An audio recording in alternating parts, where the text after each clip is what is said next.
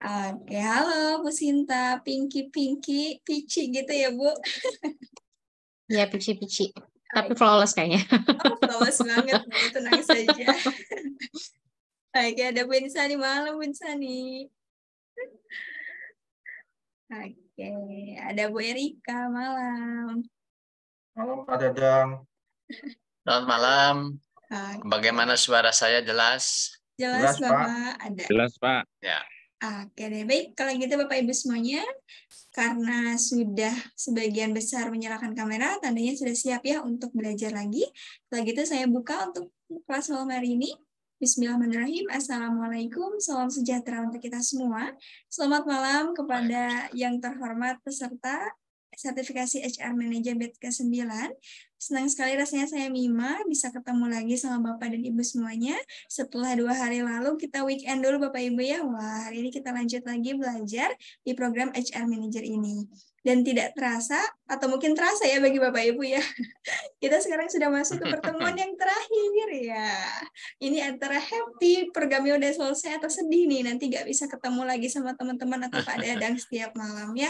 Tapi saya harapkan semoga semuanya malam ini dalam kondisi semangat ya untuk lanjut lagi belajar karena kita sudah sampai di materi yang terakhir Bapak Ibu ya. Dan Bapak Ibu silakan bisa pergunakan untuk pertemuan ini selain pembahasan materi terakhir juga untuk konsultasi ya terkait dengan portofolionya karena minggu ini di hari Sabtu nanti kita akan sama-sama untuk melaksanakan kegiatan pre-assessment.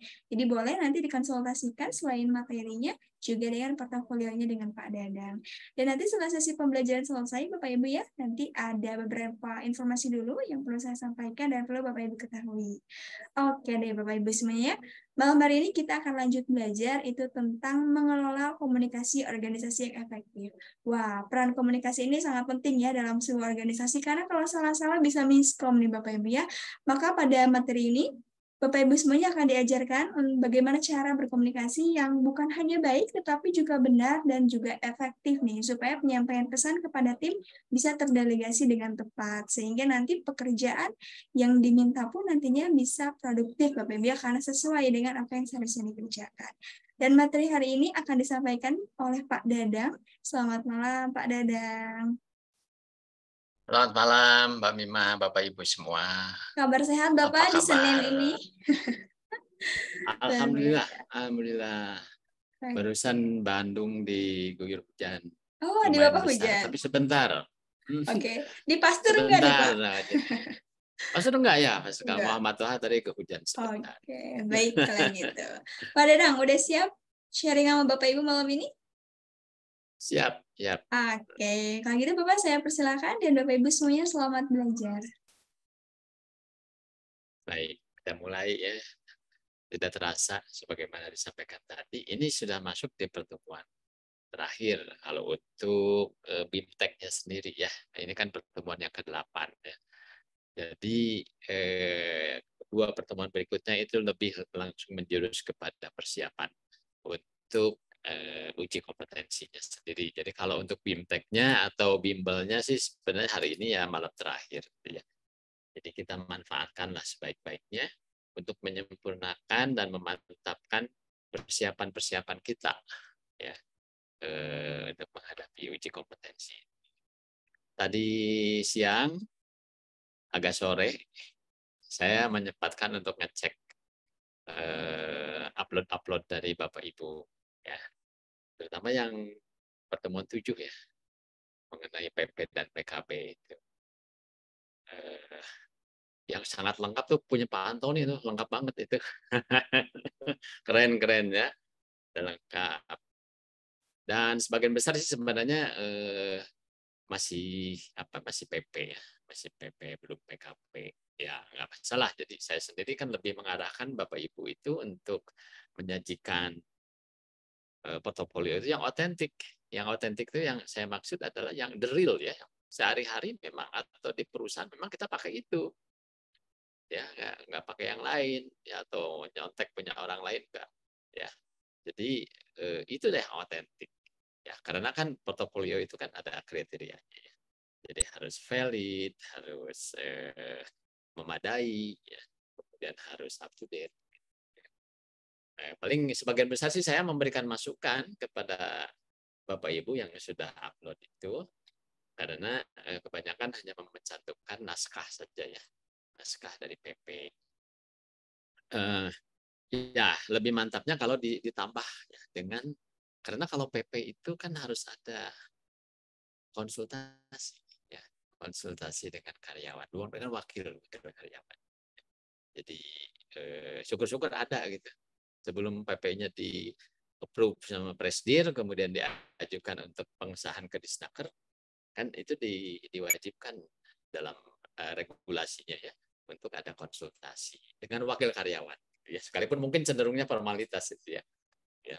Nah, tapi kalau belum ada, dibuat aja satu draft. Jadi seandainya kita melaksanakan konsultasi, jadi seperti apa sih sebenarnya dokumennya? Ya. Kemudian yang kedua adalah kalau PP ya atau PKB itu sudah disahkan atau didaftarkan ke Disnaker, maka kan berikutnya sebelum itu diterapkan, kita harus lakukan sosialisasi. Ya, ngumpulinlah perwakilan karyawan atau serikat pekerja kalau itu PKB. Nah, atau kalau itu PP kan dengan yang diajak konsultasi sebelumnya ya, atau melalui struktur ya, pimpinan-pimpinan departemen ditambah dengan wakil karyawannya hadir di dalam sosialisasi tersebut. Jadi saya menyarankan itu ya, ditambahkan saja. Kalau syukur-syukur ada, dia dicari aja ada nggak itu arsipnya. Kalau nggak ya dibuatlah satu ide kita, ya, usulan atau draft kurang lebih seperti apa. Dan yang hari ini sebenarnya masih nyambung ya, isunya masih hubungan industrial. Gitu. Ya, jadi komunikasi itu kan salah satunya memang itu bagian daripada hubungan industrial. Hanya sebelum saya sharing materi mengenai komunikasi organisasi, saya mengajak Bapak Ibu untuk memantapkan portofolio dan persiapan-persiapan. Jadi saya ingin memanfaatkan waktu karena kebetulan hari ini juga cuma satu unit kompetensi. Ya, jadi nggak terlalu banyak sih konten materinya. Ya. Silakan Bapak Ibu ada yang mau ditanyakan apa gitu ya. Pokoknya jangan sampai penasaran atau kemudian bimbang gitu, mendingan diobrolin aja sekarang. Silakan. Raise hand langsung aja ya. Boleh, Pak? Silakan Pak. Pak, ini saya agak ke belakang, Pak. Yang Silakan, mengenai Pak. Ini, Pak, yang mengenai struktur dan skala upah. Ini kejadian real di lapangan karena apa namanya kurvanya itu kan nggak terlalu bagus ya di tempat kami. Karena setelah kami melakukan akuisisi itu memang agak berantakan. Nah, ini sekedar konsultasi, Pak. Bisa jadi kan ini jadi salah satu bahan pertanyaan dari asesor kan. Artinya bagaimana itu jawaban kami yang baik kalau untuk mensinkronkan. Pasti kan ini mungkin dugaan saya kan ada semacam studi kasus. Nanti kalau gini gimana nih kamu menangani? Contoh umpamanya kita akuisisi suatu perusahaan, ternyata struktur gajinya itu berantakan. Kita mau bikin struktur skala upah. Jawaban apa atau apa namanya yang paling tepat nih Pak untuk menjawab oke kami melakukan ini karena kalau yang di lapangan yang kami lakukan ya Pak itu learning by doing itu adalah menyetop yang jabatannya tinggi yang sudah tinggi dan menaikkan nih cuman kan itu kalau hanya ada dua variabel Pak atas sama bawah masalahnya kalau di tengah ini berantakan gitu Pak ini kalau kita stop yang ini nggak fair ini kalau stop ini nggak nah itu gimana Pak itu makasih Pak Dadan. Makasih pertanyaannya, Pak Eko. Saya belum mengalami yang seberantakan itu, Pak. Kalau berantakannya dikit-dikit ya ngalamin lah, gitu ya. Saya ambil contoh, kalau di tempat saya kan seluruh Indonesia kami punya sales promotion ya, yang ada di toko-toko itu, Pak Eko. Ya. Itu kan upah minimumnya beda-beda tuh, iya kan? Disparitasnya itu sangat lebar ya. Misalnya Banjar hanya 1.900.000 upah minimum. Ya. Bekasi berapa sekarang? Ya. Kayaknya 5 jutaan kayaknya. 5 juta lebih sedikit. Itu kan nah dan itu satu perusahaan, Pak. Satu perusahaan yang membuat berantakan itu karena lokasi tersebar di seluruh Indonesia. Analoginya mungkin mirip, cuma kalau kasus di Pak Eko itu adalah ada akuisisi ya, akuisisi. Yang waktu kita ngobrolin materi ini juga saya ambil contoh kasus Bank Mandiri ya Pak ya dulu. Ya, ya. Bank Mandiri itu juga berantakan. Jadi kalau Pak Eko nanya terus jawabnya gimana? Jawab apa adanya aja Pak. Oke. Gitu kan? Ini kan bukan ujian S1 atau S2 Pak, bukan. Ini kan Iya, kita bicara uji kompetensi. Jadi ada yang bilang gini asesor tuh ya, salah satu seorang yang senior. Jadi uji kompetensi itu bukan mencari tahu apa katanya, ya, tapi apa faktanya. Ya, sampaikan aja apa adanya dan misalnya ada pembahasan sekarang di tempat Pak Eko itu planningnya mau gimana, sampaikan saja. Ya. Karena kan kita bicara implementasi. Ya. Cuma kalau Pak Eko nanya pendapat saya bagaimana, ini tuh dilematis Pak situasinya. Kan ada yang ketinggian, ada yang kerendahan kan. Betul kan? Ya, betul Pak. Nah, kita untuk mereka yang ketinggian, ya kita tahan pertumbuhannya. Bisa, ya tapi harus dikomunikasikan. Ya, ini kabar yang kurang enak buat mereka. Tapi mudah-mudahan mereka mengerti karena kita ada dalam situasi akuisisi ya, atau misalnya merger. Kemudian mereka yang kerendahan, underpaid. Kalau ngomong gampangnya kan didongkrak Pak ya. Iya. Cuma kalau jumlahnya banyak, anggaran perusahaannya cukup enggak? Iya. Kan itu juga tidak gampang. Oleh karena itu, memang ini harus dikaji betul-betul. Dan terutama yang paling menentukan adalah sebenarnya ketersediaan anggaran dari perusahaan. Ya. Kalau anggarannya leluasa sih, nggak gitu susah Pak Eko ya. Misalnya yang ada di bawah udah naik-naikin aja gitu ya. Terus yang di atas ditahan dulu gitu. Tinggal bikin standar baru yang sifatnya moderat ya. Moderat itu artinya oleh yang udah terlanjur tinggi tidak dianggap dolim gitu ya. Dan untuk yang rendah mereka terakomodir, mereka juga dinaikkan sesuai standar yang baru. Kurang lebih lah kalau pemikiran secara garis besarnya begitu. Tapi tetap persoalannya Pak anggarannya cukup. Ya. Gitu Pak Eko ya kalau ya. Menurut saya. Jadi lebih baik kita membahas sesuai fakta di lapangan daripada kita Betul. memakai teori Pak ketika bertemu asesor. Iya betul. Baik, Pak. Ya, ini bukan ujian S1 S2 Pak. Ini kan uji kompetensi. Ya, dan basisnya portofolio gitu ya. Jadi kita ngomong apa adanya aja gitu. Ya. Karena kalau udah di lapangan itu kebenaran itu relatif Pak. Ya. Kebenaran itu relatif gitu ya. Oke. Kalem aja Pak, kalem aja, ceritain aja apa adanya. Karena gini, ya kalau menurut penasehat spiritual itu ya. Orang yang jujur itu hidupnya tanpa beban, Pak. Ya, orang benar, yang Pak. jujur itu hidupnya tanpa beban. Lempeng aja Pak ya. Ya, kalau kita menciptakan satu kebohongan, maka kebohongan itu harus ditutup dengan kebohongan yang lain, ya. Baik, Pak. Baik. Ya. Benar juga ya, Pak ya? Ya, benar. Oke. Baik, Pak. Oke. Ya, makasih, Pak. Sama-sama. Pasti nggak puas jawabannya, Pak. Makasih, Pak. Silakan yang lain. Puas. Silakan yang lain, boleh. Ini kita pertemuan terakhir ini harus ditanyain ya apa yang menjadi ganjelan kita.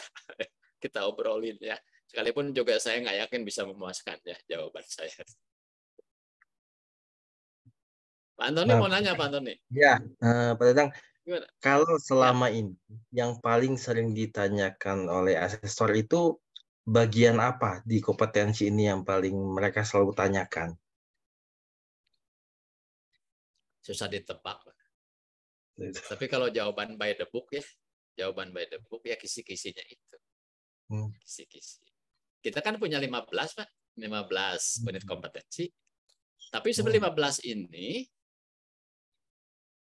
itu kan bukan berarti pasti 15 bakal ditanya, Pak. Enggak. Karena gini, emang waktunya berapa jam? Kalau mau semuanya ditanyakan sampai ke detail, mungkin kita harus sehari penuh, Pak. Satu orang. Hampir nggak mungkin. Hampir nggak mungkin. Saya aja waktu yang level 7 ya, level GM. Dari jam 9 sampai setengah 12. Dan yang saya alami, asesor akan nanya, yang penting satu klaster terwakili. Jadi itu totalnya kan seluruh kompetensi itu ada 61, Pak. Kalau kita lihat ya di SKKNI, itu kan sebenarnya hanya 9 klaster. Ya, yaitu pengadaan, pengembangan, remunerasi kan gitu. Ya. Saya ambil contoh untuk level GM. Itu 1 sampai 6 itu masuk. Dan itu masuknya apa? Strategi SDM sebenarnya. Yang penting dia nanya yang mewakili strategi SDM. Sudah bisa mengcover 6 unit kompetensi. Ya. Jadi kalau mau disasar semua, yang penting ada keterwakilan gitu kan. Keterwakilan. Ya. Dari 61 itu kan sebenarnya cuma kalau di grouping lagi cuma 9 klaster. Ya. 9 bidang. Ya. Jadi satu portofolio pun sebenarnya bisa juga digunakan untuk lebih dari 1 unit kompetensi. Saya ambil contoh, Pak. Tabel struktur skala upah ya yang kita upload itu sebenarnya mewakili juga job grading, mewakili struktur skala upah juga, mewakili juga remunerasi sebenarnya bisa. Cuma untuk remunerasi mungkin juga akan ditanya komponen misalnya. Kalau job grading mungkin ditanya tentang bagaimana sih memberi nilai atau bobot pada jabatan, menggunakan apa, apakah sistem ranking. Dan sebenarnya kalau kita udah ada semua outputnya, tinggal diperlihatkan aja dan diceritakan. Itu dulu melakukannya atau kami melakukan seperti ini, seperti ini. Ya. Gitu, Pak Antoni ya. Oke, Pak. Makasih Pak infonya, Pak. Silahkan yang lain, terutama yang belum pernah nanya. Biar kebagian semua. Silahkan.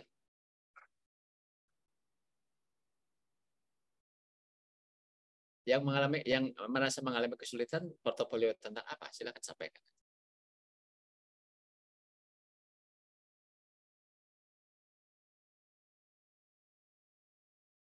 Oke, kalau nggak ada, saya sharing dulu ya materi untuk yang malam ini, yaitu tentang komunikasi. Membangun komunikasi organisasi yang efektif.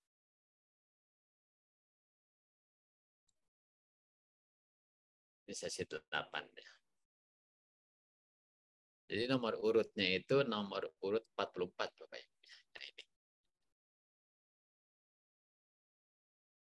Nah, ini saya copy paste aja nih ke dalam slide dari SKKNI-nya sendiri ya. Jadi kode unit nomor urut 44 ini dengan judul membangun komunikasi organisasi yang efektif. Ya, deskripsinya seperti ini ya. Jadi unit kompetensi ini berhubungan dengan pengetahuan, keterampilan, dan sikap kerja yang dibutuhkan dalam membangun komunikasi organisasi yang efektif sesuai dengan strategi dan pencapaian sasaran organisasi. Ya. Itu secara garis besar. Ini terdiri dari dua elemen kompetensi. Yang pertama adalah menentukan konten dan media komunikasi yang efektif. Konten dan media. Jadi udah kayak apa ya, fenomena zaman sekarang nih. Jadi konten dan medianya pun harus ditentukan. Ya. Kemudian elemen yang keduanya melakukan komunikasi peraturan dan kebijakan organisasi kepada seluruh jajaran pemangku kepentingan internal. Jadi sebenarnya ini boleh dibilang ya, kelanjutan dari kemarin. Kita nyusun PP, PKB kan. Terus nah, untuk menyampaikan itu semua kepada seluruh jajaran pemangku kepentingan internal, kita mau pakai medianya apa dan kontennya seperti apa. Apakah mau pakai TikTok misalnya, atau mau pakai apa gitu, ya. Nah, kriteria unjuk kerjanya kita lihat nih satu persatu. Dalam elemen menentukan konten dan medianya, kriteria pertama adalah konten dan media komunikasi yang sesuai itu diidentifikasi berdasarkan kebutuhan organisasi. Apa sih yang sesuai buat kamu? Dua, konten dan media komunikasi ditentukan sesuai dengan tujuan komunitas. Nah, ini biar santai lah ini ngebahasnya. Saya boleh cerita sedikit pengalaman saya. Tahun 90-an saya mulai kerja di pabrik. Hari pertama tuh saya diajak jalan-jalan. Ceritanya orientasi. Pabriknya emang lumayan, ya tekstil lah, lumayan gede lah. Ya, bisa lebih dari 10 hektar gitu. Ya, untuk ke dalam aja mesti pakai sepeda. Tapi waktu itu saya diajak jalan-jalan sama senior saya di personal. Dulu istilah HRD belum banyak dipakai, Pak. Istilahnya personalia tahun 90-an. Ya. Jadi saya waktu itu diajak jalan keliling pabrik. Nah, di situ saya menemukan ada yang namanya papan pengumuman. Papan pengumuman. Atau kalau di sekolah mah apa ya? Majalah dinding kali ya. Mading gitu. Nah, saya lihat yang ditempel di situ tuh apa sih? Yang terutama yang banyak ditempel di situ di beberapa building itu adalah peraturan perusahaan PP. Kemudian pengumuman tentang hari libur, jadwal kerja gitu misalnya ya. Nah, zaman dulu atau mungkin sekarang juga masih kan. Kalau ditanya medianya apa sih? Yang paling populer adalah papan pengumuman atau majalah dinding. Kontennya apa? Dokumen atau naskah peraturan perusahaan, tata tertib karyawan, dan pengumuman-pengumuman kepegawaian. Ya. Nah, itu ya kesan pertama saya. Pertama kali saya kerja tahun 90 kerja di pabrik. Kemudian tahun 97 saya pindah kerja ke perusahaan yang sekarang nih, ke garment. Orangnya lebih banyak. Lebih padat karya gitu dibandingkan tekstil. Sama, saya juga diajak jalan tuh hari pertama, hari kedua tuh keliling, lihat-lihat situasi, lokasi, ya.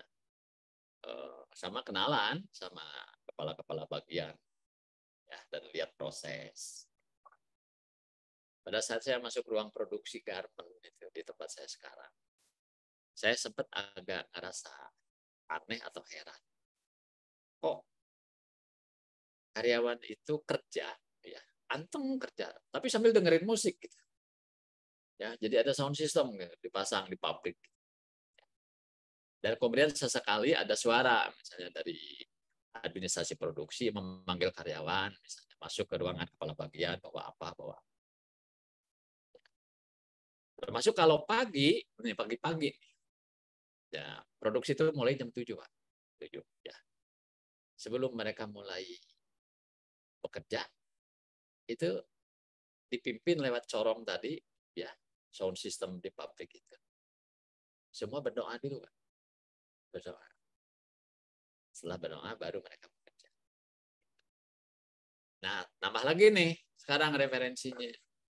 Jadi selain papan pengumuman majalah dinding, juga ada yang namanya sound system, ya, audio.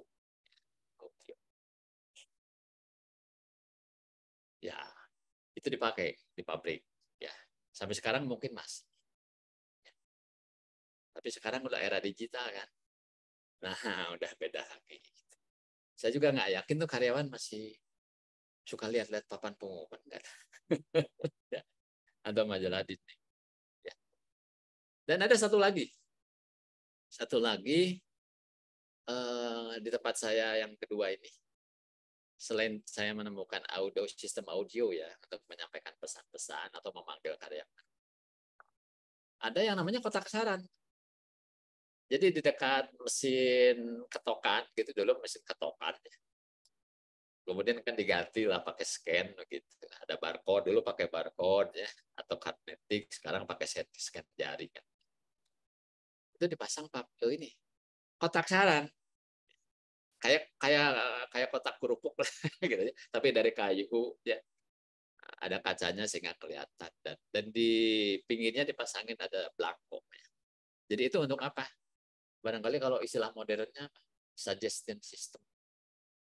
Jadi untuk menyampaikan saran-saran dan masukan atau mungkin keluhan-keluhan.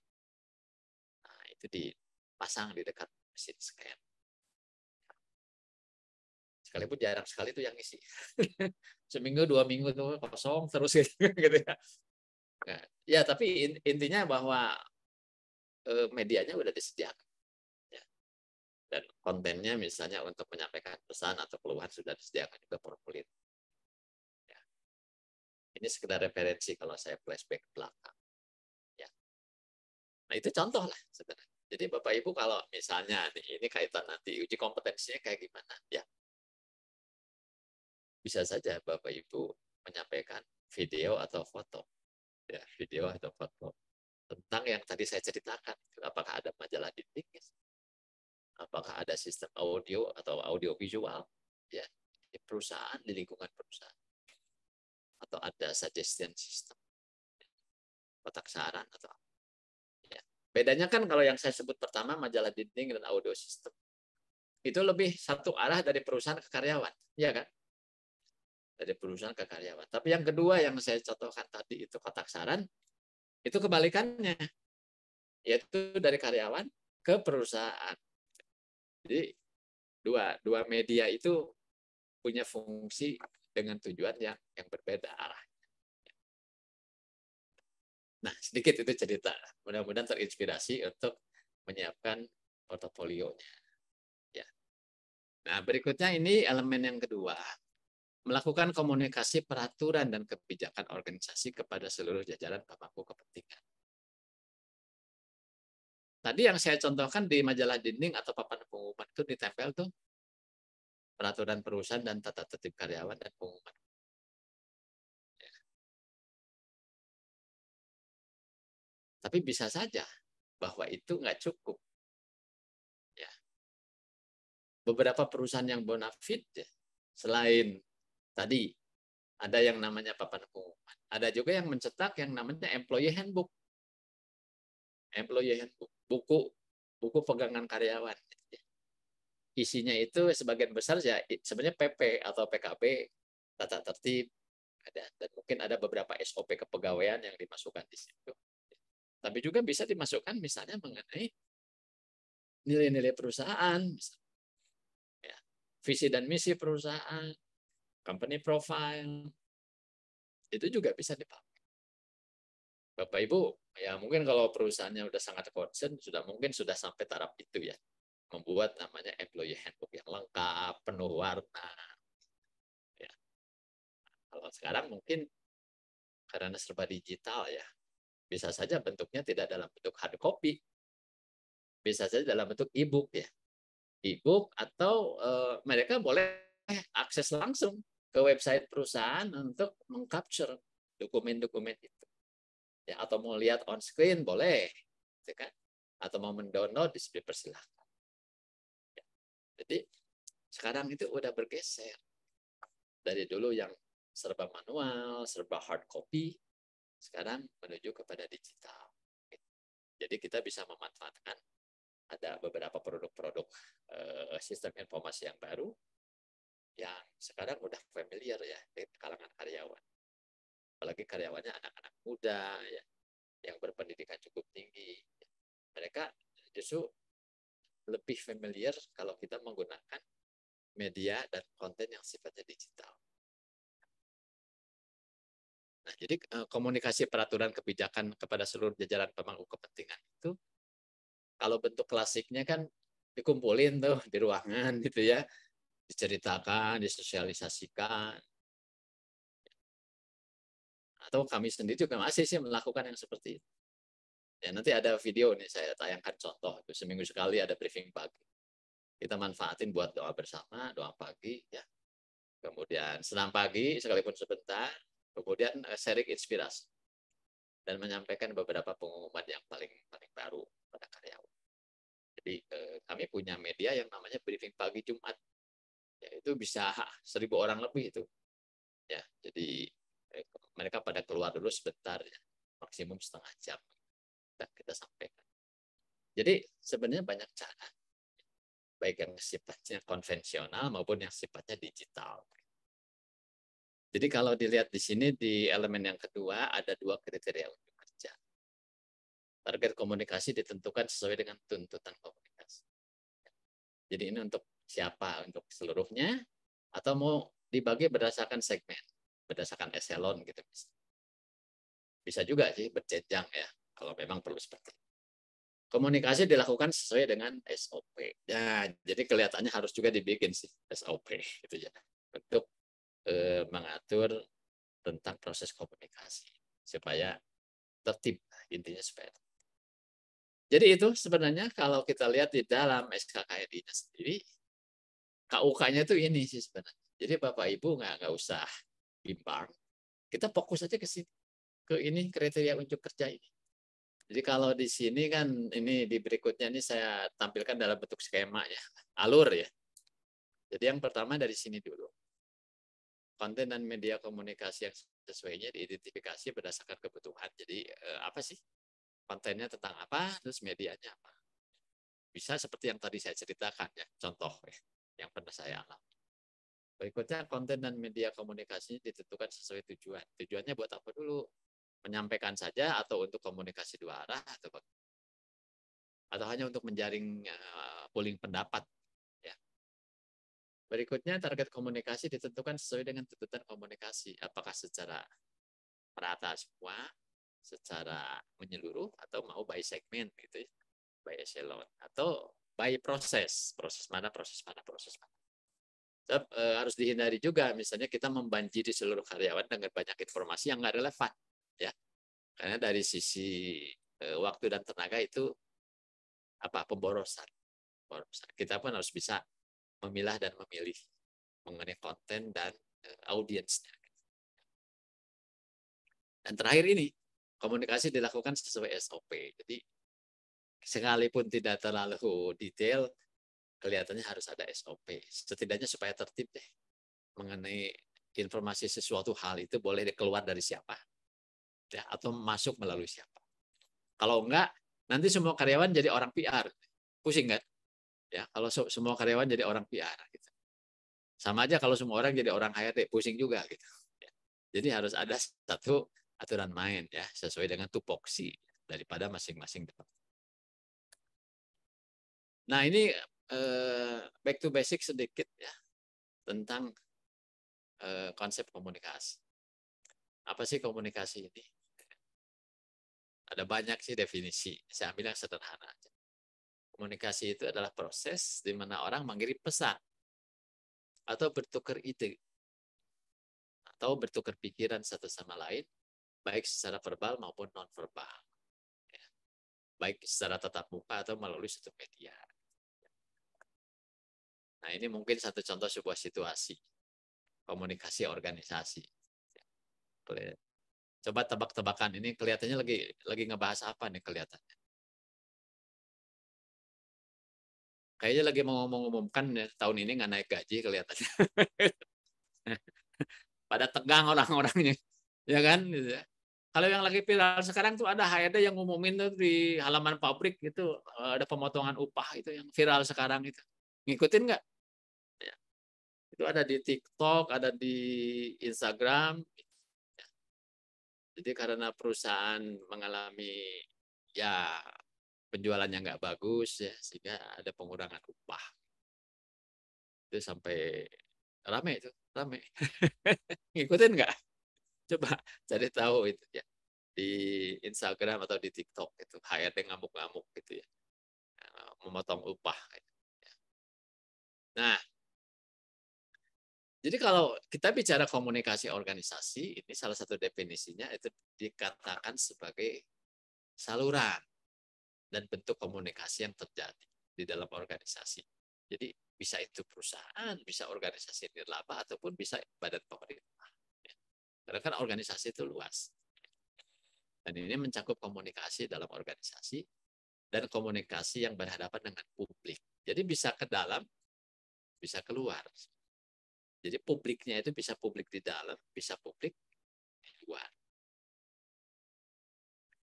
Nah, ini ada satu skema ya atau model komunikasi. Ya. Biasanya kalau kita lagi ngikutin mata kuliah ilmu komunikasi, biasanya dikasih penjelasan tentang ini. Jadi ini back to basic.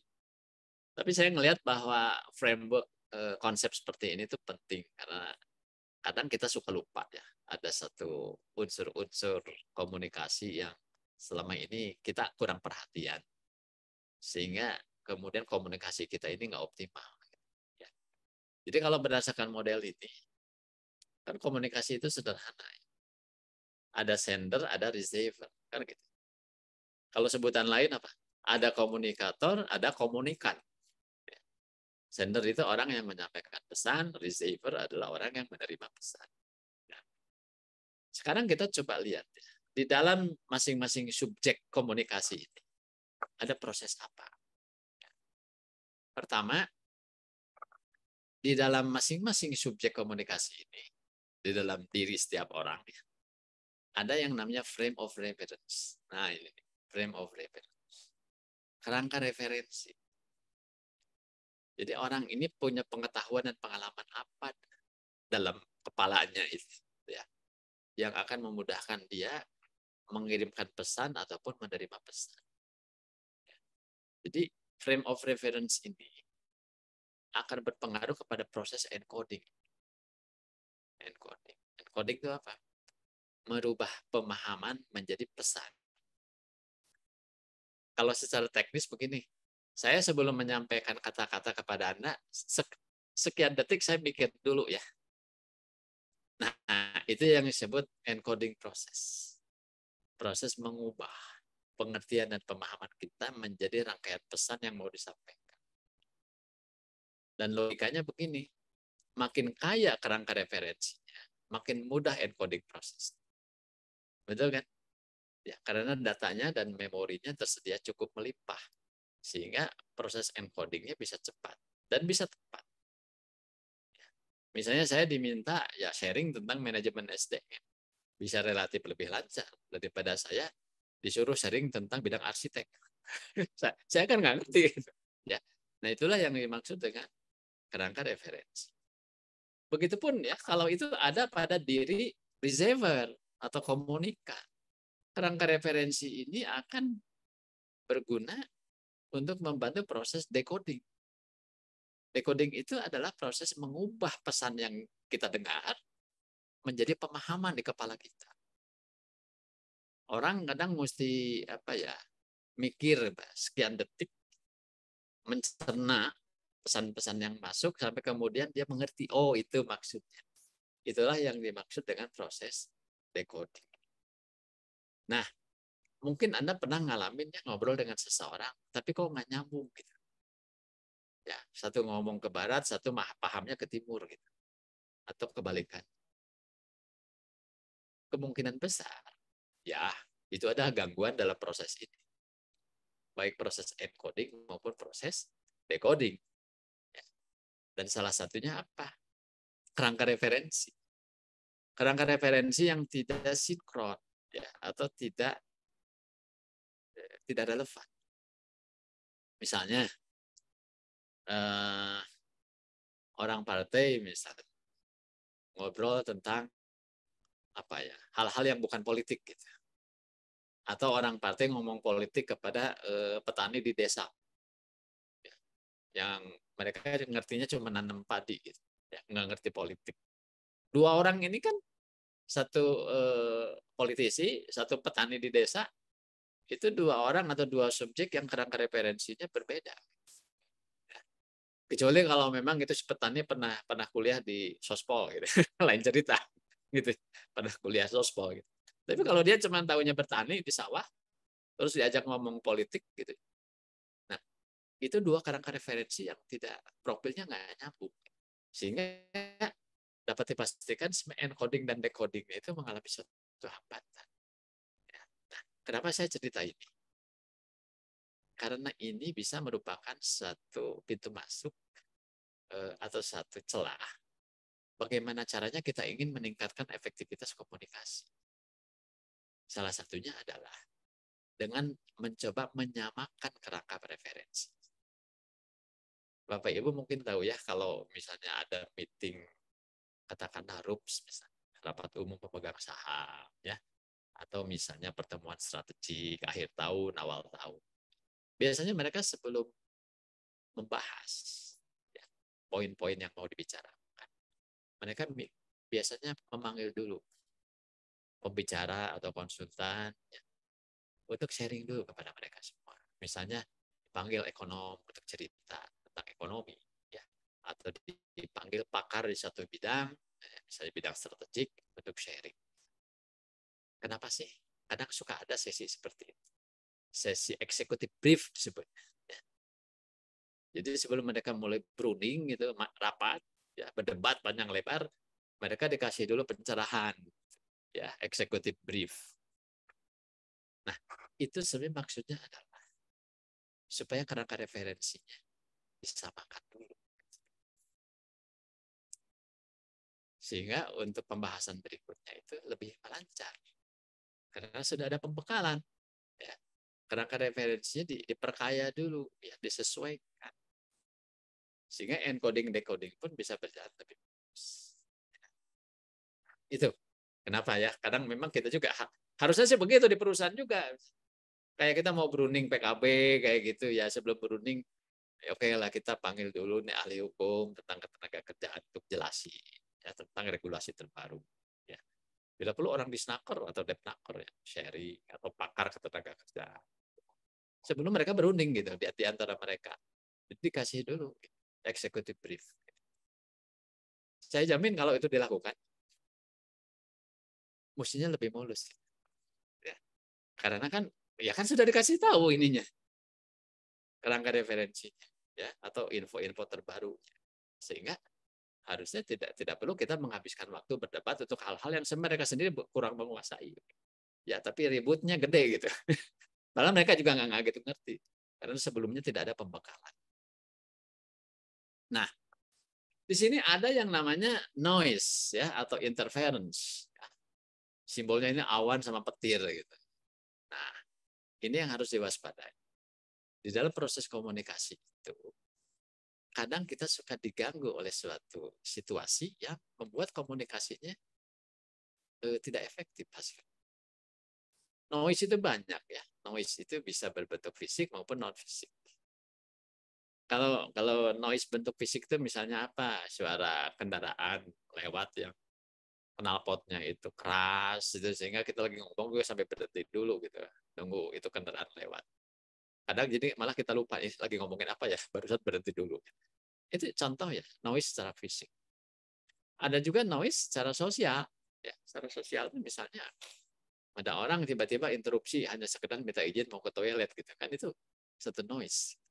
Ya, atau yang lainnya, suara hujan atau suara orang lagi ngobrol di belakang gitu ya. Mungkin Anda pernah ngalami waktu kuliah dulu dosen sampai marah gitu ya karena ada mahasiswa asik ngobrol sendiri di belakangnya gitu.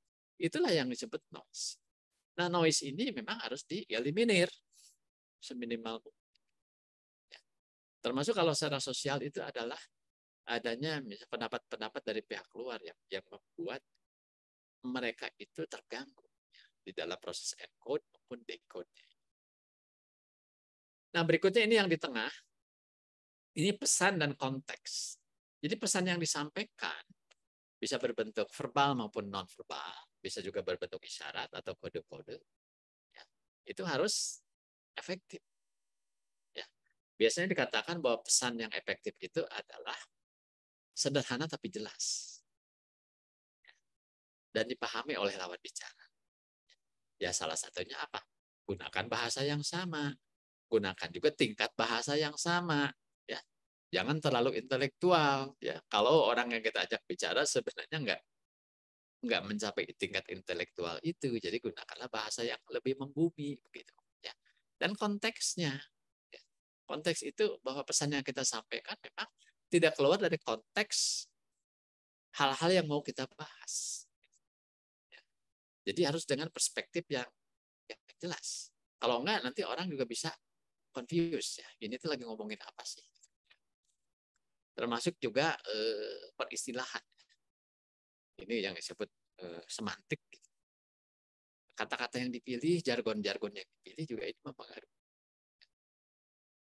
Nah, ini encode decode ini saling bergantian karena pada saat berinteraksi, saat berdialog atau ngobrol, Kan bergantian prosesnya. Kalau saya mau ngomong, saya mengencode. Tapi kalau saya lagi mendengar, saya lagi mendekode. Begitupun sebaliknya. Ya. Nah, jadi point of contact-nya ini yang di tengah ini yang harus diperhatikan. Kurang lebih begitu model komunikasinya. Jadi manfaat daripada model komunikasi itu adalah mencari tahu unsur apa saja yang kita harus perhatikan supaya komunikasinya itu efektif. Ya. Termasuk mungkin kalau mau ditambahkan di sini adalah media yang dipilih. Karena tadi di SKKNI juga disebut medianya. Dan konten. Kalau konten kan ini sebenarnya pesan dan konteksnya itu konten. Ya, seperti apa? Medianya mau media konvensional, tradisional, atau mau media digital. Bisa kalau secara umum kan ada tatap muka, ada juga bukan tatap muka. Oke, ini model komunikasi kurang lebih. Ada yang mau ditanyakan tentang model komunikasi ini? Silakan.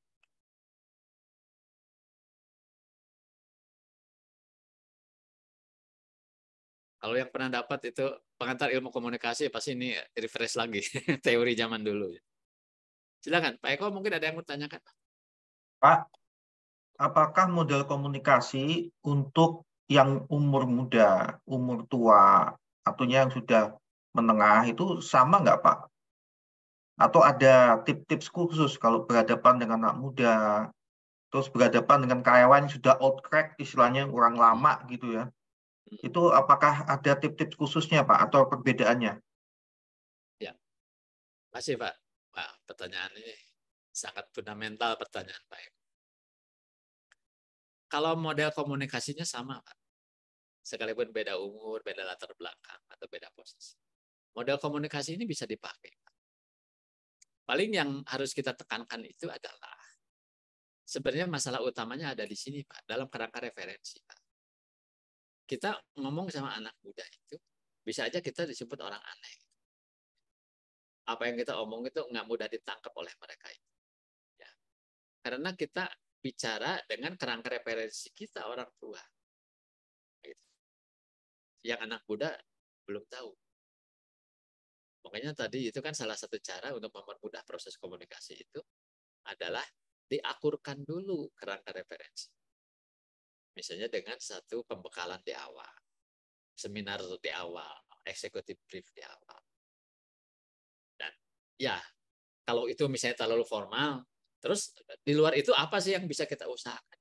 Yang bisa kita usahakan adalah kalau kita jadi pembicaranya gitu Pak, kita pahami nilai-nilai dan gaya komunikasi dari anak muda. Kayak sekarang kan bahasa apa ya, bahasa alay begitu ya. Kita kalau baca teks WA anak-anak muda tuh apa sih ini gitu ya.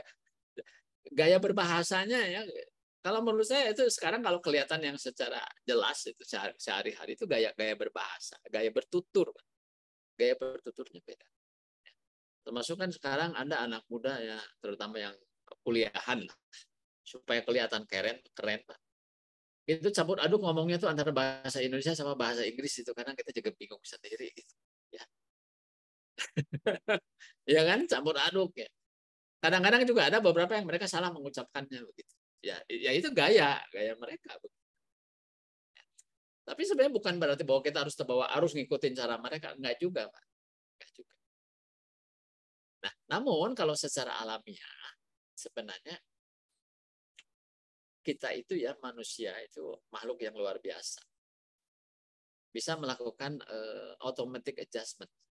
Ya, penyesuaian secara otomatis. Caranya apa? Harus sering ngobrol sama mereka. Ya, kalau sering dialog, ngobrol, kongko itu lama-kelamaan sebenarnya lebih mudah komunikasinya. Gitu. Lama-kelamaan lebih mudah. Jadi harus ada yang namanya pengkondisian. Jadi kalau nggak ada pengkondisian, ya pasti ada yang namanya kendala tadi. Tapi kalau kita sering dengan mereka, apakah misalnya ngobrol di kantin, apakah main futsal, mancing, ya, atau hanya sekedar ngobrol ringan gitu, kalau lagi berpapasan atau kalau di dalam satu situasi sebelum pertemuan ngobrol. Gitu. Okay. Jadi, saya kira gitu Pak, kalau kita ambil sederhananya. Bisa memanfaatkan pengkondisian. Intinya adalah menyamakan ini kerangka referensi. Kerangka referensi itu berguna untuk memperlancar proses encoding dan decoding. Jadi harus ketemu juga di tengah-tengah, Pak. Kita harus memahami karakteristik mereka, mereka pun gimana caranya memahami karakteristik kita. Gitu, Pak Eko ya. Silakan, mungkin yang lain. Ada yang mau ditanyakan, boleh.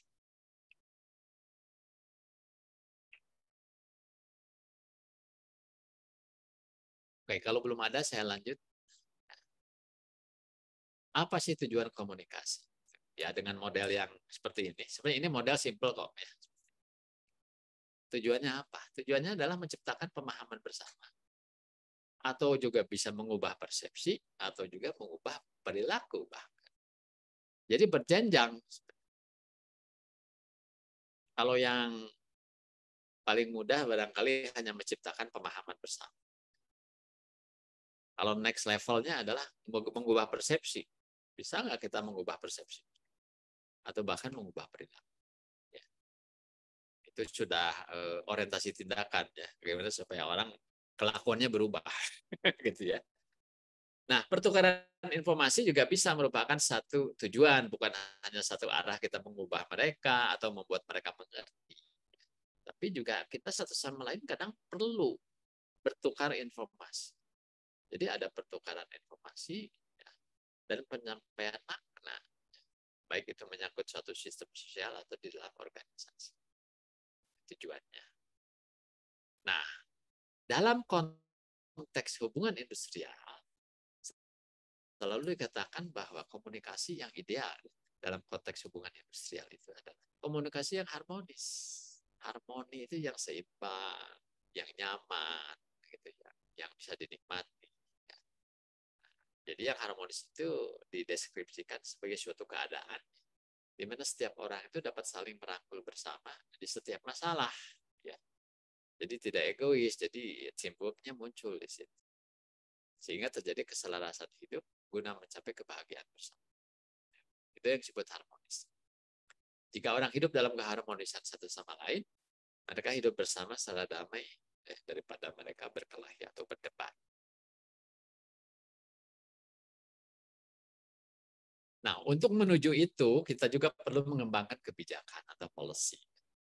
Menentukan kebijakan komunikasi hubungan industrial yang harmonis. Nah, bicara kebijakan atau policy, ini adalah rangkaian konsep dan azas yang jadi pedoman dan dasar rencana dalam pelaksanaan suatu pekerjaan, kepemimpinan, dan cara bertindak. Kebijakan komunikasi itu diperlukan untuk menjamin dinamika sosial masyarakat berjalan secara positif dan bisa meminimalkan ketimpangan. Misalnya, jika ada dominasi dari satu pihak atas pihak lain. Jadi tidak boleh ada yang terlalu mendominasi. Ya, jadi di sini prinsip kesetaraan dan keseimbangan yang dijadikan satu value. Kebijakan komunikasi lahir untuk memperlancar proses berjalannya sistem komunikasi. Kemudian alternatif sarananya ya, di samping yang tadi saya di awal cerita, ini pengalaman saya di pabrik seperti apa, atau yang mungkin sampai sekarang masih ada yang berjalan seperti itu. Kalau secara kategori, yang namanya sarana komunikasi itu bisa masuk kelompok tatap muka. Bisa juga masuk kelompok bukan tatap muka. Yang masuk tatap muka itu yang langsung. Ya, secara fisik Anda ketemu ya, dengan orang lain, dengan rekan kerja, atau antara wakil pengusaha dengan wakil pekerja. Itu adalah tatap muka. Misalnya seperti yang biasa dilakukan, misalnya rapat bipartit, ya, perundingan bipartit, itu kan sebagian besar langsung tatap muka, ya, di satu ruangan begitu. Ya. Atau bisa juga kalau di sini pengertian langsung itu adalah tidak mewakilkan. Ya. Ada juga yang tidak langsung itu dalam bentuk perwakilan. Ya kalau di perusahaan yang besar seperti ya misalnya di perusahaan Bapak Ibu yang nggak mungkin ngumpulin orang sepabrik gitu ya. Ya kita paling ngambil lah di setiap departemen 2-3 orang gitu ya. Itu yang disebut secara tidak langsung perwakilan. Dan di dalam ketenagakerjaan di perusahaan, hubungan industrial seperti apakah itu bipartit ya atau perundingan-perundingan lain, umumnya sih sebenarnya lewat perwakilan. Kemudian yang satu lagi adalah kelompok bukan tatap muka, ya, sarana yang bukan tatap muka. Kalau yang konvensional itu misalnya ada surat edaran, ya, bikin surat edaran dari direksi diedarkan. Ya. Kalau dulu kan bentuknya hard copy. Kalau sekarang mungkin di grup WA aja dikirim ya. Surat edaran, pengumuman, kotak saran, yang tadi saya cerita, audio pabrik. Ya, ini konvensional. Jadi belum digital ini, konvensional itu. Yang kedua modern. Ya, dalam makna sekarang disebutnya apa? Digital.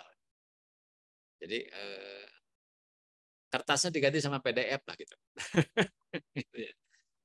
Formulir-formulir belangko-belangkonya diganti dengan aplikasi. Ya, aplikasi yang tinggal dibuka di smartphone begitu ya, tinggal pijit ya, eksekusi gitu. Ya, approval pun tinggal pijit. Gitu. Seperti kayak kita ambil uang di ATM kan nggak perlu tanda tangan kan.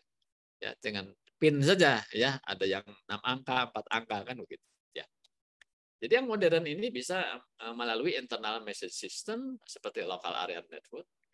Di tempat saya masih menggunakan satu aplikasi yang sebenarnya ini aplikasi lama tapi masih dipakai. Namanya Softbox. Softbox itu kayak apa? Kayak SMS atau WA sebenarnya. Dan bisa kirim dokumen, foto dan sebagainya. Cuma itu internal. Jadi itu bisa disambungkan dengan berbagai lokasi pabrik kami dan kantor cabang melalui satu jaringan di dalam pabrik. Ya eksklusif sih, jadi tidak masuk ke dunia luar, itu hanya di dalam perusahaan kita aja. Tapi itu juga cukup efisien. Dan itu bisa, itu kan diinstal di setiap PC atau laptop yang ada di perusahaan. Karyawan bisa menggunakan untuk komunikasi antar departemen. Kemudian ada grup WA, grup WhatsApp ini paling populer ini, ya termasuk di kita kan, ya. Kayaknya hampir nggak ada orang nggak punya WhatsApp grup sekarang. Bisa lebih dari 10 mungkin ya grupnya. Kemudian bisa juga menggunakan company website. Jadi perusahaannya bikin website, kemudian orang bisa akses ke situ untuk mengambil informasi-informasi yang dibutuhkan. Atau untuk menyetorkan, mengupload maupun mendownload. Ya, antara dua kan kepentingan. Dan lain-lain. Merumuskan pesan komunikasi dengan pekerja atau dengan serikat pekerja. Ya. Ini saya punya pengalaman yang sangat berharga itu akibat pandemi kemarin. Di tempat kami ini sangat intens terasa betul. Karena sebulan sekali kami berunding. Bagaimana menyepakati satu keputusan yang bisa menyelamatkan kelangsungan perusahaan dan juga mencegah jangan sampai terjadi PHK. Ya, akibat pandemi. Sehingga intens sekali. Ya, mungkin Bapak Ibu juga ada yang mengalami situasi seperti ini. Ya. Nah, jadi bicara tentang ini, jadi ini kita lekat ya dengan serikat pekerja, merumuskan pesan komunikasi. Jadi hasil kesepakatan atau hasil perundingan itu perlu disosialisasikan, kan intinya. Ya, bahkan kan sebelum sepakat itu kan perdebatannya bisa panjang lebar itu, ya. Nggak gampang juga berunding itu kalau masing-masing bersikukuh ya untuk tidak bergerak ya, atau tidak mau berkorban. Sosialisasi akan lebih mudah jika para informal leader ya, para pemimpin-pemimpin informal ya, misalnya para pengurus serikat pekerja misalnya, itu sejak awal diajak bicara atau dilibatkan untuk mencegah mispersepsi atau pemahaman yang keliru tentang sesuatu wacana baru. Ya. Wacana baru itu misalnya apa kalau zaman pandemi kemarin itu. Misalnya shifting, ada yang dirumahkan, masuk kerja bergilir atau kerja dari rumah dan sebagainya. Ya. Yang nggak mungkin kerja dari rumah kan security kan nggak mungkin kerja dari rumah. Dia kan pasti harus tetap nongkrongin pabrik kan gitu ya. Karena nggak mungkin misalnya dari rumah aja ya kan ngeliatin CCTV aja kan nggak mungkin kayak gitu ya. Nah jika isi kesepakatan tidak dinilai merugikan, bahkan memberikan hal yang lebih baik, maka proses sosialisasi itu lebih mudah karena itu yang disampaikannya good news, betul nggak? Pengumuman. Ya. Jadi Januari ini kita naik gaji 20%. Oh, itu mah gampang gitu. Ya, karena kabar baik, ya kan? Tapi kalau kabar buruk kayak yang viral sekarang tuh ya, HRD disuruh mengumumkan gaji dipotong gitu ya, karena perusahaan lagi rugi gitu kan. Nah, itu yang nggak gampang. Salah satu bentuk konkret adalah surat edaran atau pengumuman bersama. Ya, jadi kemarin-kemarin itu kita agak hobi nih dengan serikat pekerja itu ya, bikin kesepakatan terus diumumkan bersama gitu ya, sebagai satu wujud bahwa isu ini kita bahas bersama-sama. Gitu. Jadi bukan suatu keputusan sepihak. Ya. Jadi ini salah satu bentuk konkretnya adalah surat edaran atau pengumuman bersama tentang kebijakan tertentu. Nah, berikutnya ini saya tampilkan contoh aja, ya beberapa contoh menyangkut aturan main, ya, atau ya katakanlah ini apa prosedur barangkali tentang komunikasi dalam organisasi. Ini kebetulan ini saya dapat dari MNC Bank, ini contoh. Mungkin juga ada banyaklah contoh yang lain. Cuma kebetulan saya dapatnya ini, ya. Ini mengenai komunikasi dengan karyawan. Jadi di sini ada pembagian tugas atau tupoksi. Ya. Komunikasi dengan karyawan, ya. Butir A, pada dasarnya komunikasi dengan karyawan dapat dilakukan oleh 2 unit kerja, yaitu oleh corporate secretary dan oleh human resource group. Nah, jadi ada 2 unit organisasi yang diberi tugas untuk berperan dalam komunikasi. Nah, adapun pembagiannya seperti ini. Corporate secretary menginformasikan seluruh informasi dan atau data yang terkait dengan kegiatan atau aktivitas bank dan informasi yang bersifat publik. Jadi lebih keluar tentang bank itu sendiri, mungkin sifatnya lebih kepada aspek komersial ya, dan ke publik yang ada di luar. Itu tugasnya corporate secretary. Kemudian human resource group atau grup SDM, ya divisi SDM, itu menginformasikan seluruh informasi dan atau data yang terkait dengan aktivitas atau kegiatan kekaryawanan atau kepegawaian saja. Ya. Jadi artinya ini ya masing-masing punya kaplik, punya wilayah kerja, gitu. Dan jangan tumpang tindih, jangan tumpang tindih. Masing-masing udah dibagi gitu tugasnya itu. Ya. Nah, kemudian berikutnya diatur juga seluruh data dan atau informasi yang akan ditayangkan atau diinformasikan harus mendapat persetujuan lebih dulu dari grup head terkait. Jadi yang tadi saya bilang di awal, jangan sampai terjadi setiap karyawan menjadi petugas humas, jadi petugas PR gitu, seolah-olah masing-masing boleh share informasi apapun. Itu kan kalau enggak tuh bisa kacau gitu, ya bisa semrawut. Bahkan mungkin ada beberapa informasi yang enggak relevan dengan pihak luar itu masuk keluar. Ini saya ambil contoh aja, misalnya tentang iklan lowongan kerja. Ya. Belum ada satu format atau flyer resmi dari HRD gitu, tiba-tiba ada karyawan yang udah posting gitu di grup WA, ya, atau bikin status, dicari staf ini syarat ini loh. HRD aja nggak menerbitkan dan nggak minta bantuan dari mereka untuk publish, tiba-tiba ada yang sangat berinisiatif mengumumkan ada lowongan kerja. Itu contoh kecil gitu. Bukan kita nggak mau dibantu ya, karena dalam hal tertentu kalau tertib dan teratur sebenarnya kita juga terbantu. Tapi kalau menjadi liar, kacau itu, ya kacau. Maka harus diatur. Misalnya dibikin dulu flyernya oleh HRD resmi supaya informasinya pun tepat, ya tidak ngawur, ya harus efektif tentu kan ya pemilihan kata-katanya atau display baru kemudian kita minta tolong ke manajer lain misalnya untuk silahkan kalau mau publish. Mungkin juga kita batasi publishnya di mana dan itu berapa lama. Ya. Jadi harus terkendali informasi yang mau disampaikan. Apalagi itu menyangkut pihak luar. Ya. Saya pernah menegur karyawan ya karena memposting tentang pengumuman libur Lebaran di Facebook.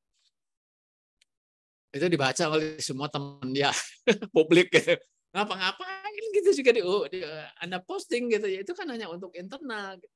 Ya, kalau mau juga dipostingnya di grup WA departemen masing-masing gitu, nggak perlu kemudian diposting di Facebook atau di Instagram yang kemudian semua orang yang bukan karyawan kita melihat itu, ya nggak relevan. Gitu.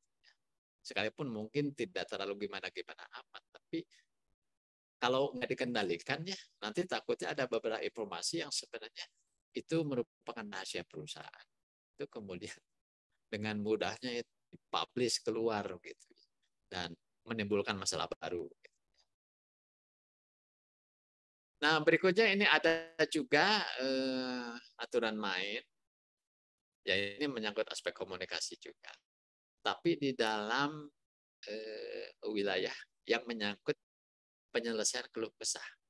Ya, kalau hubungan industrial itu kan familiarnya yang ini ya, keluh kesah, perselisihan, begitu.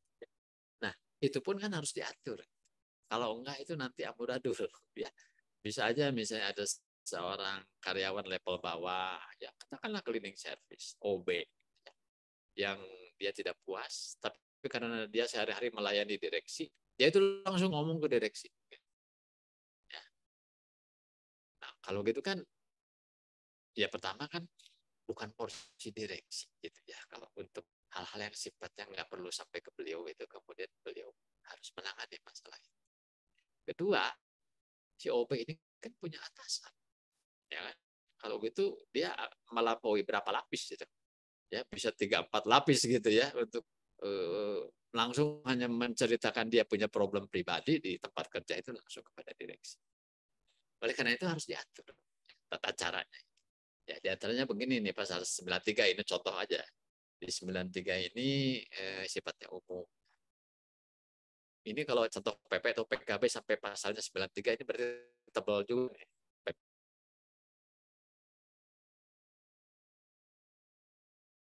Ini diatur sebagai berikut: pekerja dapat menyampaikan keluh kesah mengenai hal-hal yang menurutnya tidak adil atau tidak wajar, serta bertentangan dengan perjanjian kerja bersama atau peraturan perundangan yang berlaku. Ya, jadi dilindungi haknya untuk menyampaikan keluhan.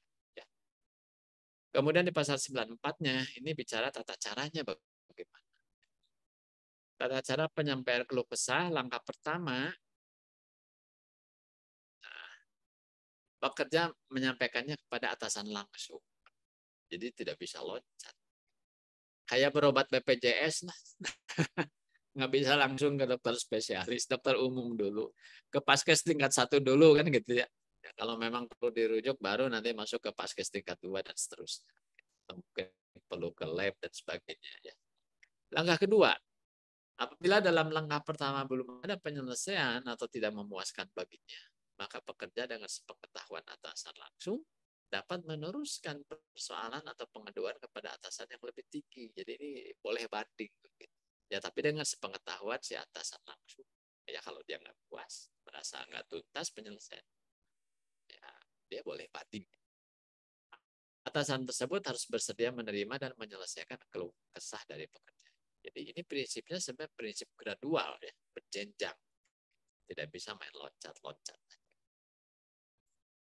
Langkah ketiga, apabila penyelesaian keluh kesah dengan atasan pekerja tidak mendapat hasil yang memuaskan, maka pekerja dengan sepengetahuan atasannya dapat meneruskan keluh kesahnya ke HRD dan memberikan tebusan kepada serikat pekerja. Nah, ini udah mulai nih. Ini kalau masalahnya nggak selesai-selesai gitu ya, akhirnya kan jadi berjenjang gitu, naik gitu ya. Ya miriplah dengan proses peradilan gitu ya. Ada pengadilan negeri, pengadilan tinggi, ada Mahkamah Agung, ada PK, ya PK Mahkamah Agung. Langkah keempat, apabila pekerja masih merasa dirugikan, maka pekerja menyampaikan keluhannya kepada serikat pekerja dan dicari penyelesaiannya melalui musyawarah antara direksi dan serikat pekerja. Jadi ini yang nomor 4 itu ya. Sebenarnya sudah masuk kepada yang disebut penyelesaian secara bipartit. Ya. Bapak Ibu bisa buka di Undang-Undang Nomor 2 Tahun 2004. Undang-Undang Nomor 2 Tahun 2004 itu adalah undang-undang yang mengatur tentang penyelesaian perselisihan hubungan industrial, dan itu belum diubah. Ya. Undang-Undang Cipta Kerja tidak mengubah itu. Jadi penyelesaian perselisihan industrial itu masih menggunakan Undang-Undang Nomor 2 Tahun 2004. Jadi langkah keempat ini sudah masuk kepada penyelesaian perselisihan secara bipartit, secara dua pihak, tapi internal ya. Jadi belum melibatkan pihak luar. Ya. Langkah kelima, nah ini langkah kelima itu lanjutannya. Apabila tidak berhasil untuk diselesaikan, Apabila setelah melalui musyawarah antara serikat pekerja dan perusahaan masih belum tercapai penyelesaian, maka dapat ditempuh melalui jalur arbitrasi atau mediasi. Ya, kalau di Indonesia sih yang populer itu mediasi. Ya, mediasi itu ditangani oleh mediator, dan mediator itu adalah pegawai dinas tenaga kerja atau pegawai negeri yang memiliki kompetensi ya, untuk melayani penyelesaian.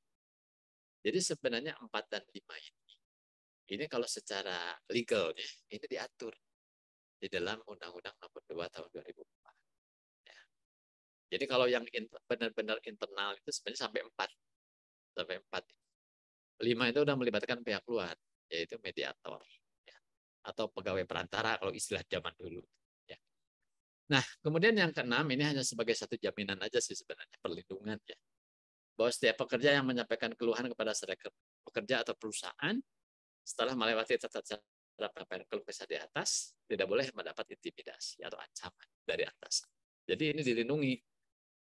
Ya, jangan sampai dia kemudian diancam gitu, ngapain kamu ngadu ini, saya PHK kamu ya, dan sebagainya. Itulah satu contoh aja dokumen yang saya kira perlu ada ya, untuk memberikan satu kepastian ya, dan juga perlindungan. Nah, checklist kompetensi. Jadi sebenarnya kalau kita kembali ke apa sih yang akan ditanya oleh asesor, ini sebenarnya yang akan ditanyakan oleh asesor. Kalau bicara tentang unit kompetensi yang malam ini kita bahas, tentang komunikasi organisasi. Jadi dalam bentuk pertanyaannya begini, dapatkah saya menentukan konten dan media komunikasi yang efektif? Apakah mau pakai papan pengumuman, mau pakai WhatsApp group, mau pakai employee handbook, whatever, banyak sekali ya. Konten dan media komunikasi yang sesuai diidentifikasi berdasar kebutuhan. Jadi kembali kepada KUK tadi, kriteria unjuk kerja. Konten dan media komunikasi ditentukan sesuai dengan tujuan komunikasi. Berikutnya, ini elemen yang kedua. Dapatkah saya melakukan komunikasi, peraturan dan kebijakan organisasi kepada seluruh jajaran pemangku kepentingan internal, dan kriteria unjuk kerjanya adalah ini. Ya. Target komunikasi ditentukan sesuai tuntutan komunikasi. Komunikasi dilakukan sesuai SOP. Ya. Portofolionya, Bapak Ibu tolong siapkan aja ini. Lebih dari ini lebih bagus. Media dan konten komunikasi yang dipakai di perusahaan Bapak Ibu apa? Apakah tadi seperti yang saya sebutkan, apakah ada majalah dinding, papan pengumuman, kotak saran, apalagi audio visual, ya, atau mungkin ada big screen, apa tuh? Ada sebutannya big screen itu, itu ya. Atau apa? Ya, atau website perusahaan atau aplikasi. Bisa juga secara digital. Misalnya kalau sekarang kan ada Google Form, gitu kan, sebenarnya bisa itu difungsikan ya, Google Form sebagai satu kotak saran. Atau grup WhatsApp, ini paling populer ya, murah meriah. Atau briefing pagi, ya, baik secara perusahaan, ya seperti di tempat saya seminggu sekali itu semua. Kalau yang tiap hari ya sekalipun cuma 10 menit itu adalah di masing-masing departemen. Bapak Ibu kalau berkunjung ke Bank BCA pagi-pagi aja sebelum jam 8, mereka itu pasti melakukan briefing pagi, sekalipun cuma 5 menit. Ya, jadi pengarahan singkat atau dari anak timnya ada yang mau disampaikan, kemudian berdoa.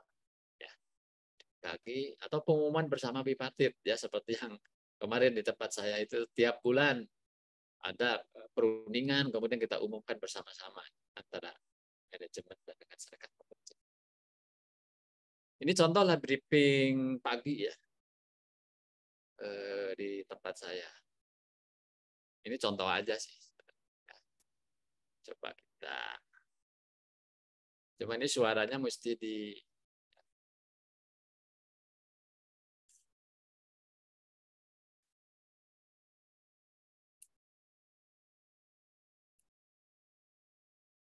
Soalnya kadang suaranya nggak keluar.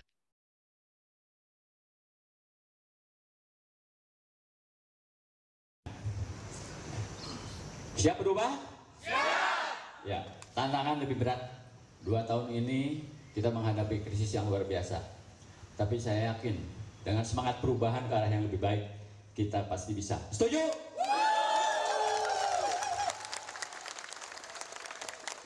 Baik, suaranya keluar. Semua, morning briefing ini singkat saja, saya memakan waktu lebih dari 15 menit.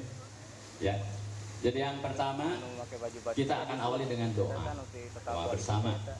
Karena seberat apapun tantangan, dengan izin Allah semua pasti tercapai. Kita awali dengan doa. Setelah itu kita masuk kepada Mars Kardinal. Closing dari Mars Kardinal adalah Kardinal, we are one. Bersatu kita kuat, sama kita maju. Setelah itu kita masuk ke MGJ Jaya, ya. Tepuk kerja MGJ Jaya. Jadi simpel aja, ya. Jadi setiap Jumat ini adalah awal. Selanjutnya kita rutin, ya. Setiap Jumat pagi, dan dimohon bisa hadir lebih awal. Ya, sebenarnya ini tadinya kita mulai 8 kurang 1/4, ya. Tapi kita targetkan minggu depan kita on time, ya. Cuma minggu depan libur gitu ya. Libur. Minggu depannya lagi, ya. Gimana? Siap semua? Siap. Nah, itulah materi malam ini. Silakan Bapak Ibu kalau ada yang mau ditanyakan. Masih ada waktu cukup untuk diskusi. Pak, itu untuk portofolionya itu semua atau 1 atau 2 tuh Pak? Yang dari... Lebih banyak kalau memang ada, semua ada. Kalau ada foto, video, lebih bagus. Baik Pak. Lebih upload kalau lengkap. Tapi terutama kalau baca kriteria unjuk kerjanya, lebih menekankan kepada medianya, terus kontennya.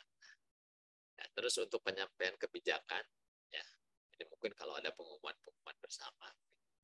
Atau kalau Bapak Ibu punya website yang bisa diakses, di situ karyawan bisa lihat PP atau PKP atau semua atau dan lain, ya. Atau diterbitkan namanya handbook, itu udah update banget Pak itu, ya. Udah advance itu. Silakan, ada yang lain? Ada yang mau ditanyakan? Boleh.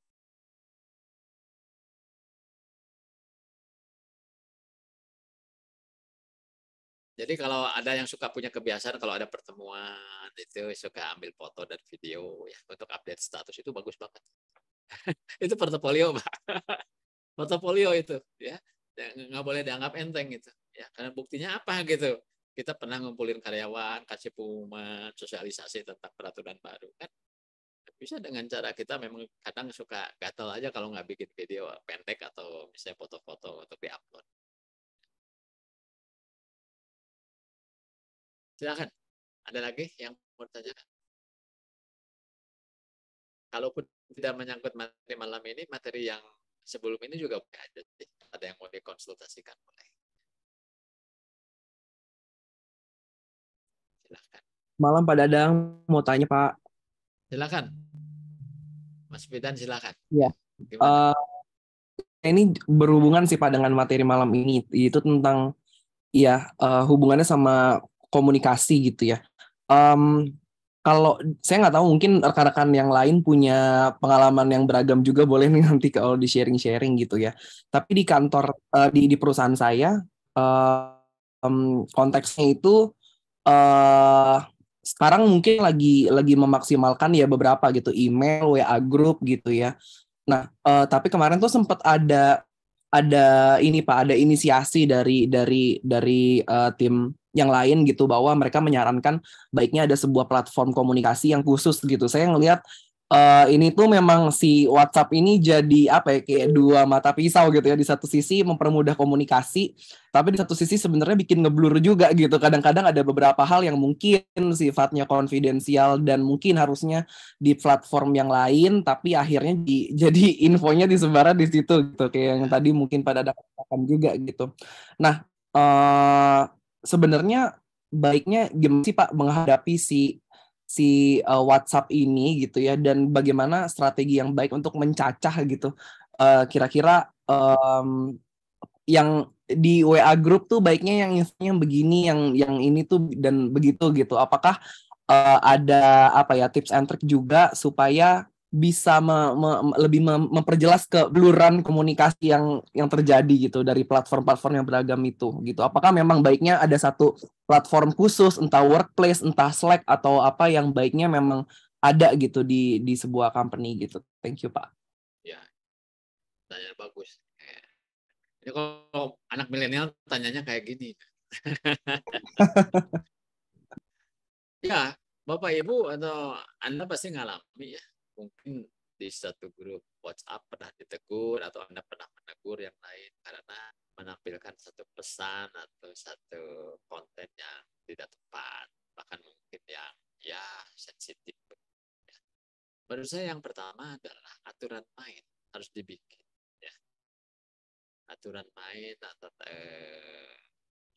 etika daripada komunikasinya harus disepakati ya, sebelum mulai menggunakan media tersebut untuk berinteraksi. Jadi aturan main yang penting harus dibikin. Kalau dalam organisasi itu kan ada ART-nya lah, gitu ya. Ada ART-nya harus dibikin aturan. Kalau enggak kan nanti setiap orang ngerasa boleh. Kayak gini deh, setiap pagi ada yang posting nih jualan cilok, jualan apa gitu kan. Aduh, makanya di beberapa grup ya, termasuk nih grup-grup HRD itu, ada yang tiap hari ya jualan training, jualan konsultasi. Aduh, ada yang kemudian membatasi, Bapak Ibu boleh jualan, menawarkan produknya, tapi hanya boleh hari Sabtu dan Minggu. Jadi kaplik. Jadi bikin aturan main. Ya.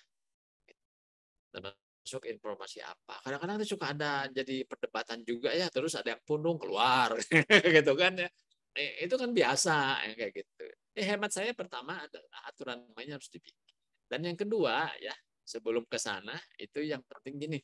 Kalau kita bikin satu grup, definisi dari grup ini dan mengenai membership-nya itu harus orang seperti apa dan level apa, departemen mana itu harus ditentukan.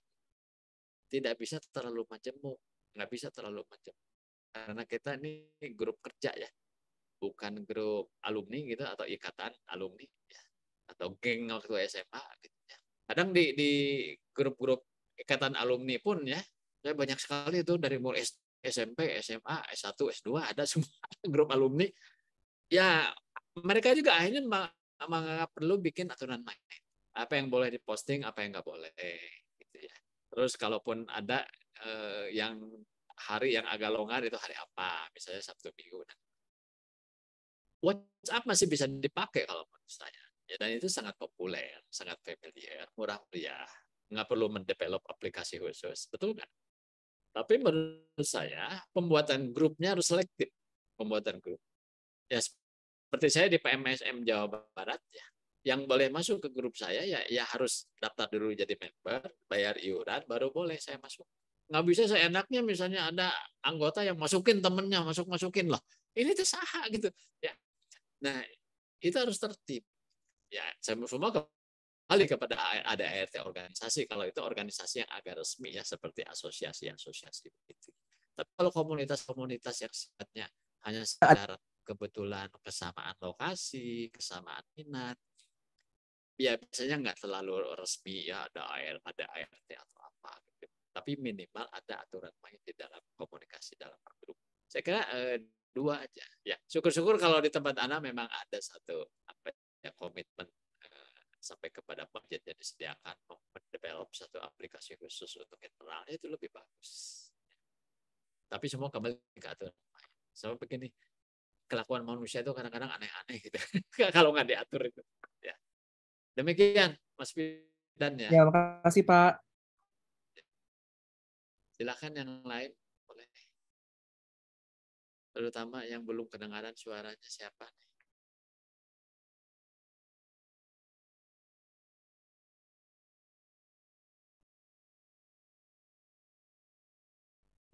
Gimana? Udah siap semua? Ya, diberesin aja dulu portofolionya. Ya. Nanti saya komen nih. Cuma ada yang belum upload itu. Saya belum bisa komen, belum upload. Ya. Ya, kalau udah diupload ya pasti saya komen lah udah lengkap atau nyaranin tambahin dengan apa gitu ya.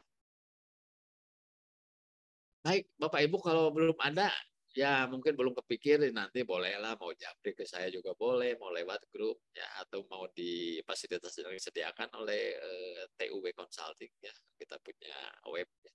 Silahkan. Saya doakan semuanya sukses, dinyatakan kompeten. Amin. Sebagaimana yang sudah hampir 100% kelulusan Amin, kita Pak. ya. Dan silaturahmi tentu kita harus tetap jaga terus ya. Iya. Dan ke depan kita juga masih bisa kolaborasi, sharing sama-sama Amin. untuk kemajuan. Mohon maaf kalau ada hal-hal yang kurang berkenan. Dan sekali lagi sukses dan sehat selalu ya buat Anda semua. Terima kasih. Assalamualaikum warahmatullahi wabarakatuh. Terima kasih, Pak. Saya serahkan ke Mbak Bima. Terima kasih, Pak. Oke, waalaikumsalam warahmatullahi wabarakatuh. Terima kasih banyak Pak Dadang sudah nemenin Bapak dan Ibu semuanya sharing 4 pertemuan dan sudah sampai di pertemuan terakhir malam ini tentang komunikasi organisasi yang efektif. Semoga seluruh materi yang disampaikan oleh Pak Dadang dan Pak Tri tentunya ya bisa bermanfaat ya untuk Bapak Ibu semuanya. Tidak hanya jangka pendek nih ya untuk persiapan asesmennya, tapi juga jangka panjang untuk kebaikan di perusahaan Bapak Ibu semuanya. Pak Dadang, terima kasih banyak sekali lagi ya Pak Dadang selalu membimbing kita sama-sama di sini untuk belajar tentang HR Manager lebih dalam lagi.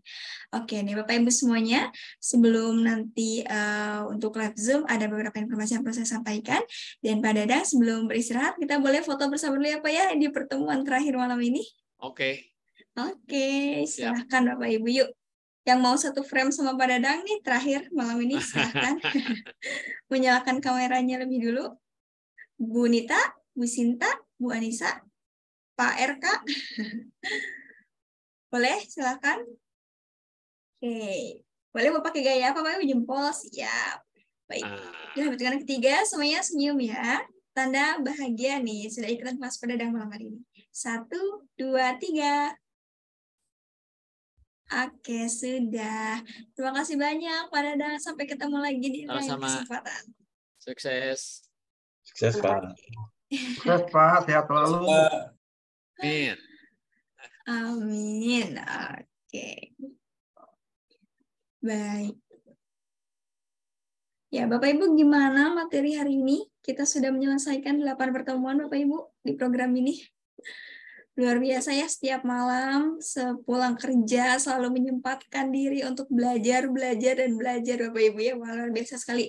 Bapak Ibu pokoknya tangguh sekali ya di batch ini, luar biasa.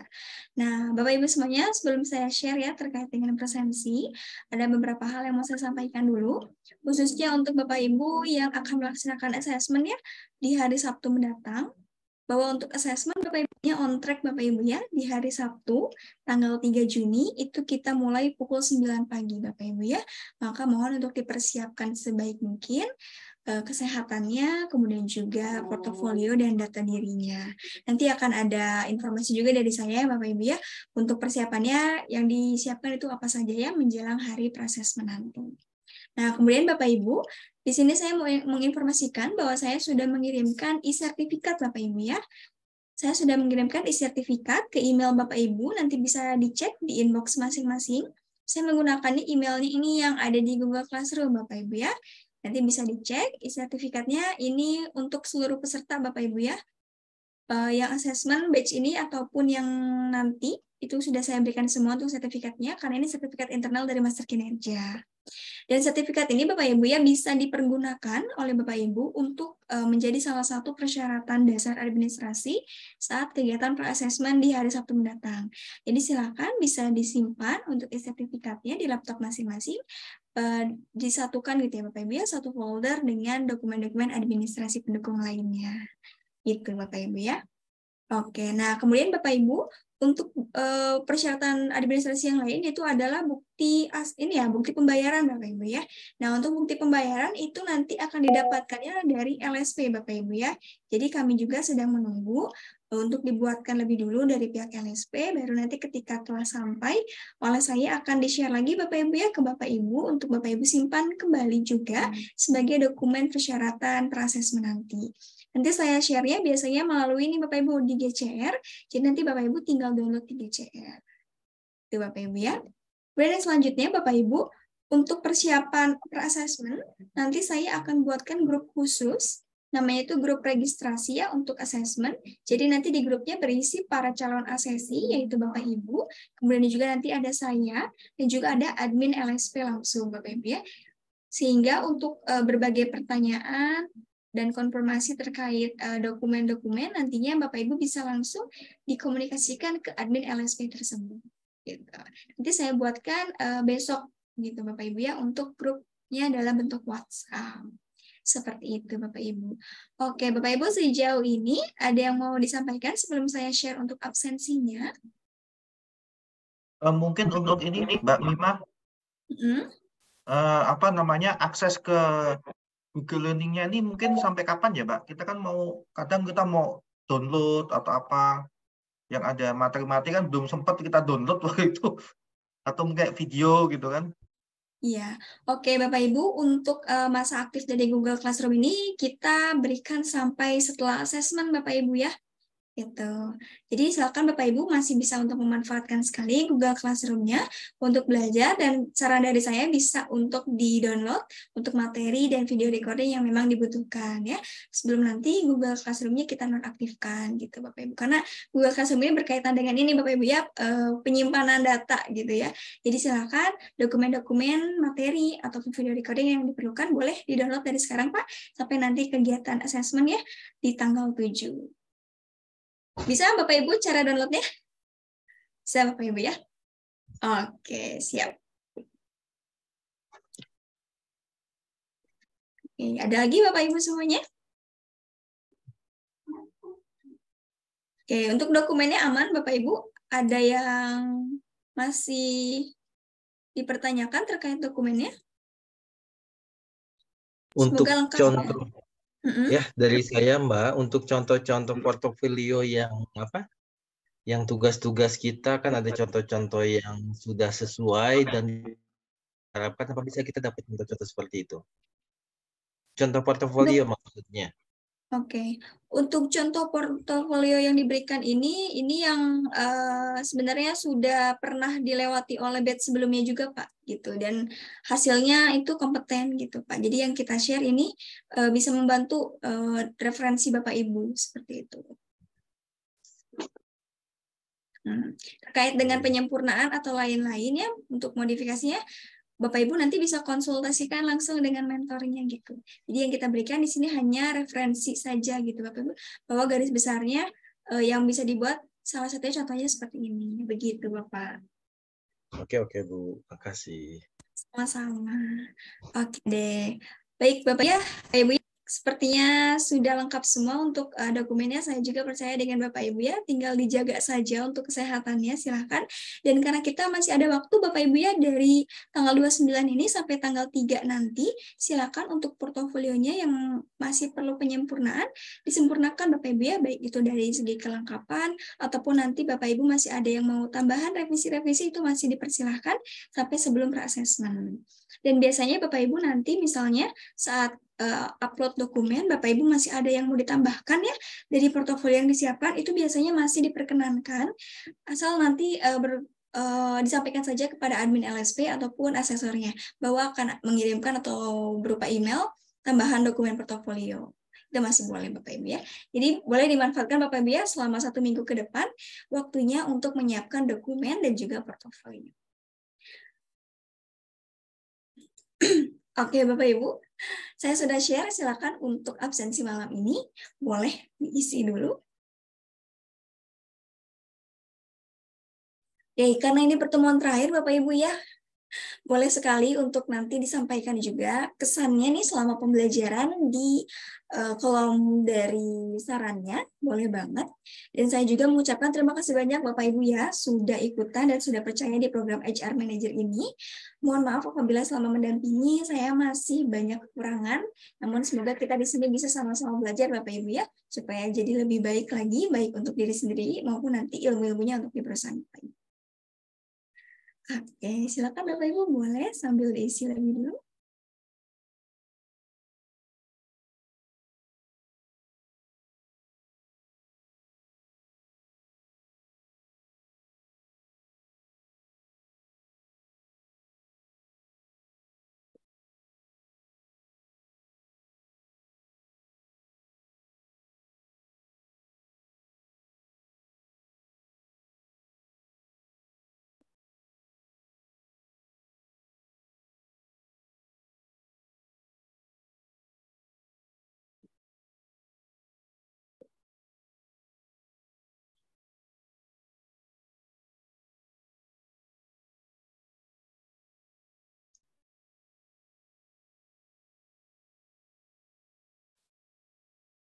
Mbak Mima, kalau Bapak. untuk permintaan saya itu yang di luar ini nanti tolong saya diinfo ya Mbak. Kami mau Siap.